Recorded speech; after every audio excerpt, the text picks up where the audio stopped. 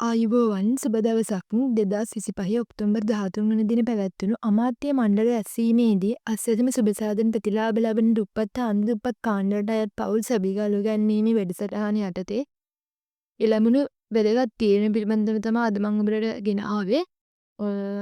මේක නිකුත් කරලා තියෙන රජයේ ප්‍රවෘත්ති දෙපාර්තමේන්තුව මගින් උපුටා ගැනීම මෙසේය. අස්වැසිම සුබසාධන ප්‍රතිලාභ යෝජනා ක්‍රමය යටතේ මේ වන විට ප්‍රතිලාභ ලබන දුප්පත් හා අන්තදුප්පත් සමාජ කාණ්ඩවලට අයත් පවුල් ලක්ෂ 12ක් සවිබල ගැන්වීමේ වගකීම සමෘද්ධි සංවර්ධන දෙපාර්තමේන්තුව වෙත බැවරී ඇත. එකී අස්වැසිම ප්‍රතිලාභීන් සවිබල ගැන්වීමේ වැඩසටහන යටතේ ආසියානු සංවර්ධන බැංකුවේ හා ලෝක බැංකුවේ මූල්‍ය තාක්ෂණික සහය මත නියම ව්‍යාපෘති දෙකක් ක්‍රියාත්මක වෙමින් පවතින අතර තෝරාගත් ප්‍රාදේශීය ලේකම් කොට්ඨාස සහ ග්‍රාම නිලධාරී බසන්වල එය ක්‍රියාත්මක කරනු ලැබේ.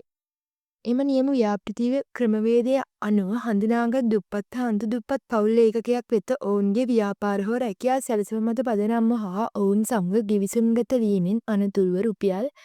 1,50,000ක උපරිමයකට යටත්ව මූල්‍ය ප්‍රදානයක් ලබා දීමට සැලසුම් කර ඇත. ඒ අනුව එකී නියම වැඩසටහන යටතේ සියලුම දිස්ත්‍රික්කවල ප්‍රාදේශීය ලේකම් කොට්ඨාස 143ක ග්‍රාම නිලධාරී බසම් 839ක පදිංචි පවුල් අතරින් තෝරා ගනු ලැබ ඇති ප්‍රතිලාභී පවුල් 23,775ක් වෙත 2025 සිට 2027 දක්වා වන කාලරාමුව තුළ ඔවුන්ගේ ජීවනෝපාය මාර්ග වැඩිදියුණු කර ගැනීම සඳහා යෝජිත මූල්‍ය ප්‍රදානය ලබා දීම පිණිස ග්‍රාමීය සංවර්ධන සමාජ ආරක්ෂණ හා ප්‍රජා සවිබල ගැන්වීමේ අමාත්‍යතුමා ඉදිරිපත් කළ යෝජනාව අමාත්‍ය මණ්ඩලයට අනුමත කරන ලදී කියලා තමයි මේ නිවේදනයේ සඳහන් වෙන්නේ.